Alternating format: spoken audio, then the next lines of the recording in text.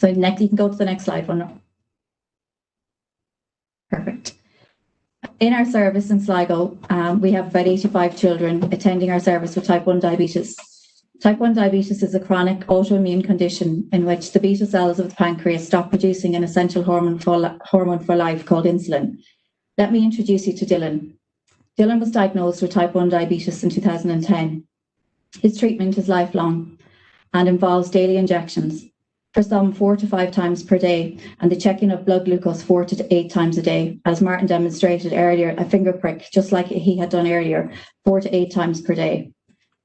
Dylan came to us, to the outpatients 4 times per year, as well as having numerous phone calls. The family had to write down all of his blood sugars in a logbook, just as demonstrated, in which you can see. We would review it and make clinical decisions based on it, and the consultation. Can you imagine if you had to do that every day? How accurate would you be? Next slide. Next slide, Ross. In 2015, we became a regional centre for insulin pump therapy. Before this, the children in the Northwest had to travel to Dublin to receive the gold standard care. We had about 4 children availing of this service. Technology started to be fast become part of our daily workload. Meters became downloadable. Wearable sensors were being purchased by families, and this started us to drive change and how we did our business. We had to. Routine downloading of diabetes devices such as blood glucose monitors, pumps, and CGM is associated with better glycemic control. Research has found that the overall rates of patients downloading their devices is extremely low. However, we did not find that. We found if we incorporated technology into their care delivery, and parents start to act with the technology, we got better outcomes. We did not forget about those children who could not download, and we offer them to come into the diabetes centre so that we could download their devices for them. The arrival and the HSE approval of the Libre sensor for children with type 1 diabetes was a game changer, because for the first time we could see our patients' data with their consent in real time. And it provided parents with trends and in what direction their blood glucose was going. It wasn't only the insulin pumpers now that could seek the benefits of technology. At last, parents could sleep at night. They could go to bed knowing that what direction their child's blood glucose was going to go, or whether it was going in a downward trend. But it didn't alarm, and this frustrated them. And suddenly DIY technologies were designed and shared by the international type 1 community, and they were coming to market. They wanted to be able to see the data on their phones, and the companies responded, and other sensors arrived with those functions. We began as a service to pick the technology best suited for our child and family, always been cognizant that it would not become a burden. In essence, our approach was iterative, like design thinking, adapting and combining the artefacts available to us. We had created a living lab. Our HbA1cs, the gold standard blood test that we do at clinics, began to decrease. So what does this mean for the children? The Diabetes Control and Complications Trial identified that when children with type 1 diabetes are effectively managed, and their blood sugars are reduced, it greatly reduces the risks of complications. The HSE currently spends 12 to 14% of the annual health budget on diabetes-related complications. It's crucial that we get it right in childhood. Technology has allowed our service to stay left and shift left. We have had a notable decrease in hospital admissions. Let me introduce Kayla, a 12-year-old girl diagnosed last week who left the hospital with a Libre sensor. I reviewed her data virtually this morning as she returned to school and was in her classroom, followed by a phone call to the family. She won't have to prick her finger 4 to 8 times per day or come to hospital for her outpatients. We can review her virtually. Currently, 55% of our children in Sligo are currently receiving insulin pump therapy. That's 1 injection every 2 to 3 days. We are delighted to have the opportunity to collaborate with Sligo IT, Sligo County Council, Digital Transformation Team, the HSE, and all our children and families in listening to their needs and to co-design solutions to help reduce the burden of a chronic illness. While the Internet of Medical Things is in the early stages of development, through the Living Lab, we envisage a connected home using voice control technology to augment the sensor technology used in older persons and children with type 1 diabetes. The Living Lab promotes the stakeholders' central role and responsibility in enabling an optimised healthcare system. That is the vision for the Living Lab in Sligo. Next slide. Thank you for the opportunity here to speak. and to the Digital Transformation team. And I'll hand you over to Professor Geraldine McCarthy. Thank you. Thanks, Sinead.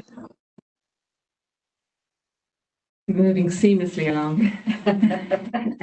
So just thank you very much. I'm absolutely delighted to be here today, and thanks to Martin and to Ross and all of Team Digital Transformation for the opportunity to be part of the Living Lab in Sligo and to talk today for Team Sligo. I hope my few words over the next 5 minutes, and I promise to keep to time, Ross, will give you a sense of some of the work that we're doing.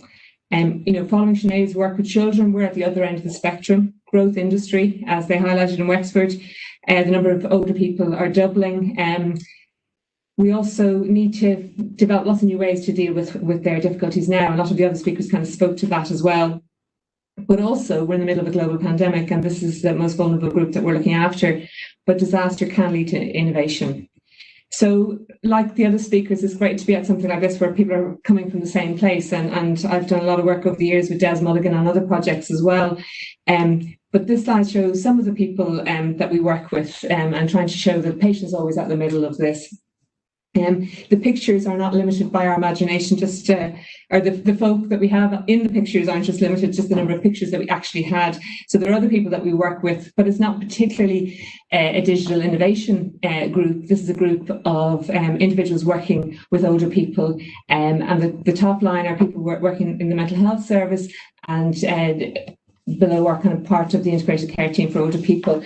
And we were, my colleagues, Aislinn Gannon, who you mentioned, is doing great work in dragging us kicking and screaming into the digital world. And Marguerite Crine is our team coordinator, and Sam Patel, the senior registrar, working with our team, who actually is now doing her MD or doctorate in this area of telehealth.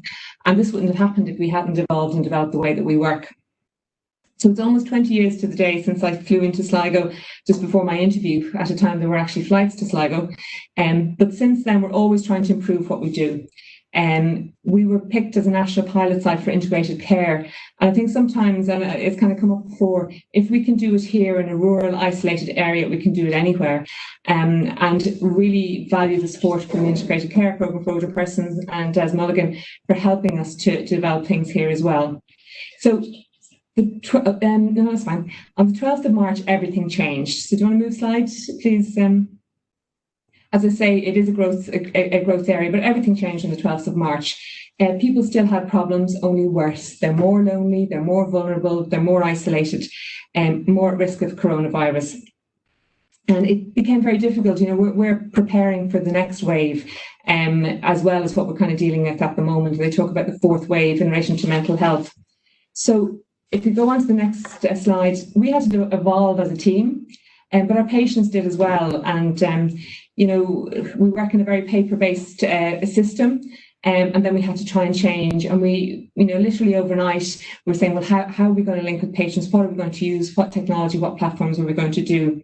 So our Living Lab really is a range of initiatives. I'm no tech guru. It's much more the living bit than the lab bit. But basically, it's about providing the right care to the right person at the right time. So we used a range of different things. So next slide, please. Okay, so basically what we did was we were kind of saying, well, how are we going to provide the care? So we had already planned a research project using mobile tablets in nursing homes, helping people with behavioural problems and dementia. But we sort of said, well, look, let's just give these to the nursing homes. So we had access to over 600 people who were vulnerable, so that we could link in, GPs could link in, palliative care could link in, and geriatricians could link in. And we were able to do it really quickly because we already had planned a study, had the equipment, and we got some support for that. We had to change the way we worked in relation to clinically, working with a multidisciplinary team, dialing in, starting virtual clinics, using Attend Anywhere, virtual team meetings, and telephone clinics. So next slide, please. So we actually wrote about this a couple of sunny days in the middle of lockdown as to how we're going to actually evolve. I think that's really important, that we can say, well, look, we can do this and we will do this, and this is something we will go forward. Next slide, please. So the next thing, it was really, it fits in so well with what people were saying earlier, Fernando talking about, about what a living lab is. 6 months ago, I didn't know what a living lab was. But basically, we've used mobile hubs, putting in Amazon Echoes into our most vulnerable risk stratified patients that we were most worried about, most vulnerable, most at risk. Mr. X in his 70s with cancer and severe depression had to link in and get his cancer treatment monitored, but also his depression. We'd have the community nurses going out into people's homes and linking in with the tablets trying to support them. Patient B, schizophrenia for the past 50 years, quite paranoid, but yet the support of having a hub and being able to link in was really, really important. So the bottom line is we're doing our sort of very best to link in with all these different areas to try to provide the right care at the right time for the right people. And it was the link with industry that really made some of this happen with the support of National Digital Transformation. So 3 provided the Wi-Fi, because there are lots of challenges to what we do. And the challenges, the tablet locked in the office in the nursing home, people not knowing how to use the internet, and that was staff as well as patients. And we all had to evolve and develop in the way that we work together. But everyone has been really supportive and really come together. And I think that's been really, really positive. But go on to the next slide, please. So we're trying to be smart. We're trying to develop new things. We called one of our projects eSmart, so partly a pun on the Echo, but also using technology to support, manage, assess, help recovery and treatment. We got ethical approval for the 3 different arms of the study, which, we have the mobile tablets in the nursing homes, the Amazon Alexas, that the 25 of our most vulnerable patients had those at home. We could monitor and link in with them. We're also doing the other study in relation to the behavioural problems with dementia as well. So this has been a huge sea change for the way that we work, and it's something that we're going to continue to do and continue to evolve and develop going forward. And I'm going to hand you over now to Ciaran, because one of the big challenges is infrastructure, and I really appreciate you kind of giving us the time to talk a little bit about some of our stuff. So thank you. Okay, so as Martin referred to earlier, we are starting this smart city, or we're looking to promote and present Sligo as a smart city and a smart region. And we were looking now, well, not lucky I suppose, but we got it passed earlier on today by the council. So it's formal policy now on the part of the Sligo County Council.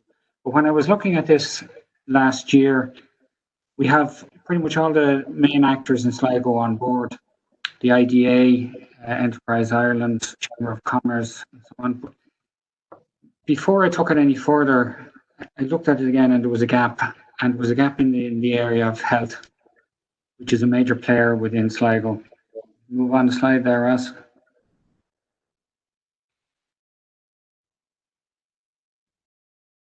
The system we were looking to advance related to what we call the quadruple helix model, which essentially is where government, academia, business and people essentially all operate around the one policy or the one principle.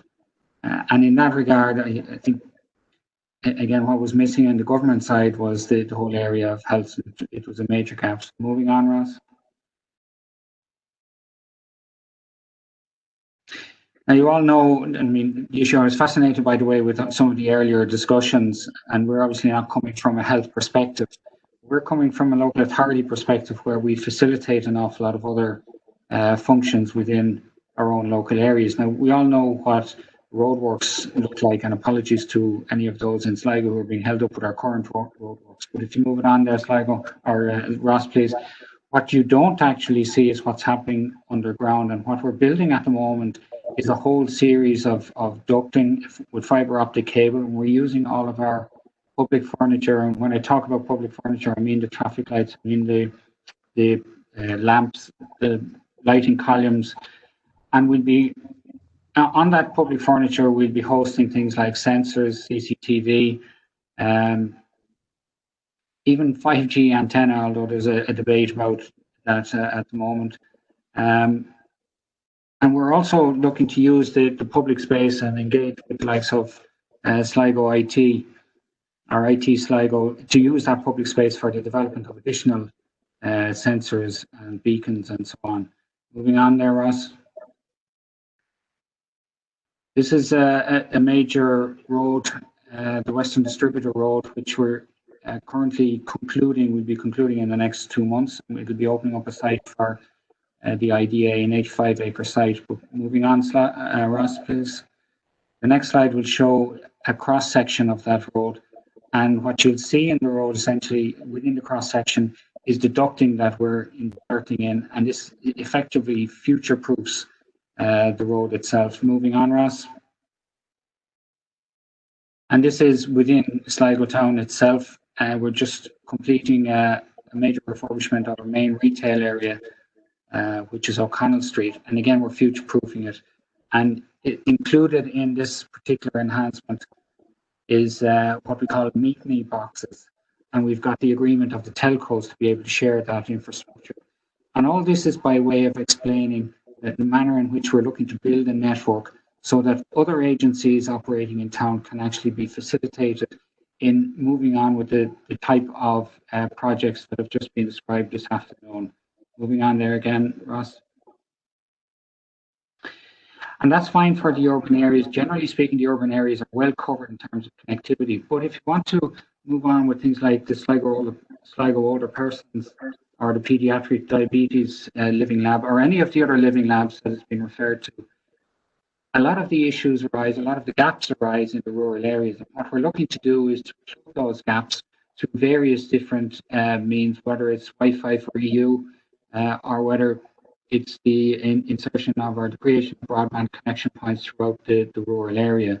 And we're looking at the moment, or we will be starting to roll out those BCPs at various schools and community centres. And that will deal with some of the isolation issues and the connection issues that currently exist throughout all parts of rural Ireland. We have a particular area in Sligo, Tuppercurry, which I think will be particularly keen to advance with some of these new technologies. Moving on, Ross. And then there are other areas which are currently served with technology or with broadband, but they're structured in a way that they cater for the existing population. So if you take Strandhill, for example, Strandhill, round figures, you might have about 1,000 people in Strandhill. But in the height of the summer, you might have anything up to 10,000 people there. And the broadband that's currently in place cannot facilitate it. So we're looking, there are two projects internationally, globally at the moment, where the local authorities are working with the private sector in order to try and increase and improve the technology or the broadband connectivity without having to dig up the streets and insert additional fibre optic cable and so on. And it's called the Telecom Infra Project. One of those projects is in Dublin and the other is in Sligo. And essentially what it does is it is, again, facilitating that connectivity. So whatever living labs are being brought forward by the HSE, the issue of connectivity is going to be key. Moving on. This one I like. I was fascinated by the respiratory presentation that we got earlier on. And the technology that's being employed or deployed inside in the hospitals is essentially when people end up in hospital with those respiratory illnesses. And what I'm looking to do is to use the technology and the networks that we're establishing in Sligo to be able to move it back a step. So this is a photograph I deliberately got taken in January of 2019.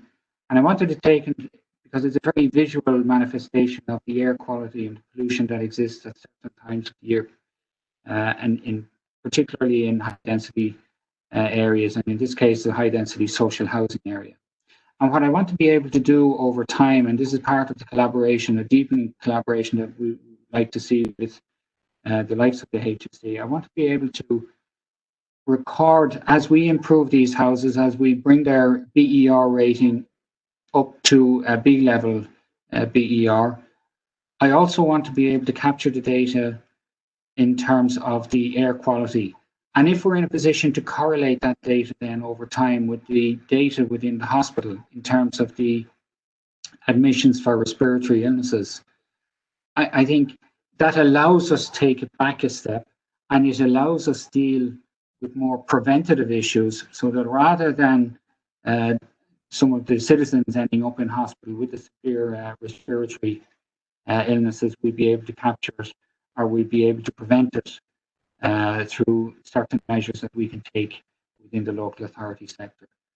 So I think that's it from that's my few minutes. Hopefully I haven't gone over the 5 minutes, Ross. So Martin, back to you.